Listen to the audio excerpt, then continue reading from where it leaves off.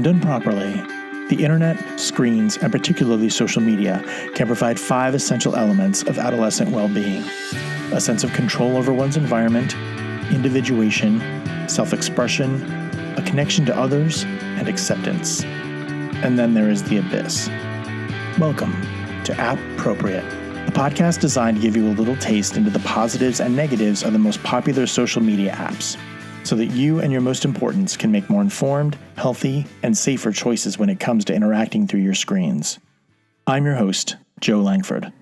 Note that I said safer, not safe. Interacting through screens with other humans contains a degree of natural risk, just like real life. And I believe that education leads to empowerment, and I hope this information helps add a degree of safety, social responsibility, and good digital citizenship to your social networking and the conversations you have about it with your family. Today's episode is about Mappen. Mappen falls into the texting or messenger app with aspects of the dating/hookups app category. Mappen, whose tagline is "Make Something Happen," is a social networking app designed to help friends stay in touch.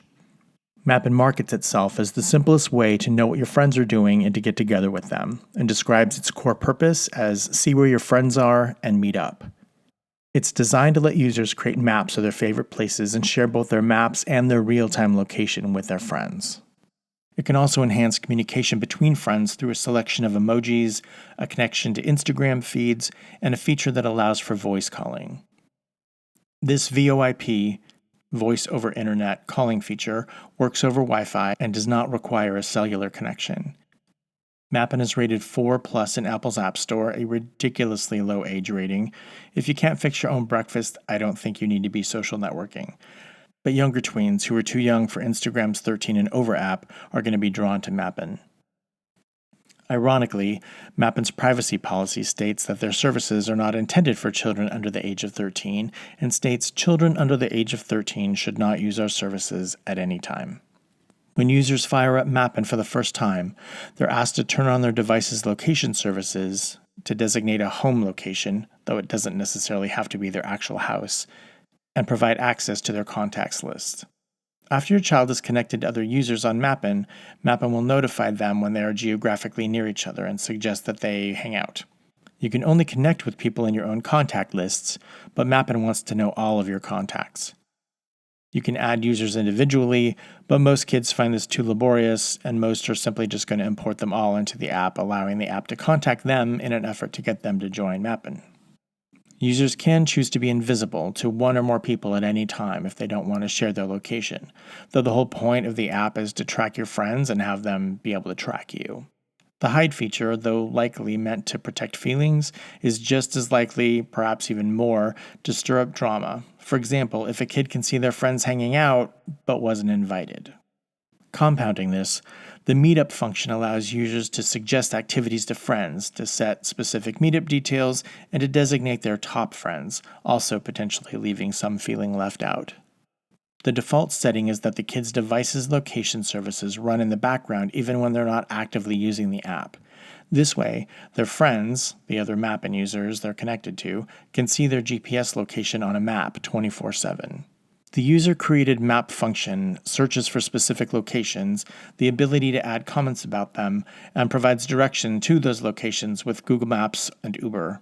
If you choose to set the app's location services to only track when the app's in use, then you're not allowed to post updates to your status, which is another major point of the app. You can turn off the GPS tracking totally, but only for 8 hours at a time, and then it reactivates, meaning that if you don't stay on top of the settings, you're continuously sharing your locations. Now, while it seems fun and potentially safe to share location with friends, the disadvantages of constant location sharing, both the battery suck that would be, and the sharing of your actual bedroom and your actual home address outweigh the advantages. Bottom line, the reality of having your location on display 24/7 is a setup for trouble, and Mappen is, at its core, a location sharing app.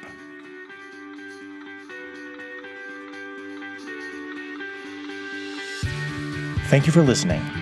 I'm Joe Langford. I'm a therapist, a sex and tech educator, and a dad, and I specialize in helping families navigate that intersection of adolescence, sexuality, technology, and behavior.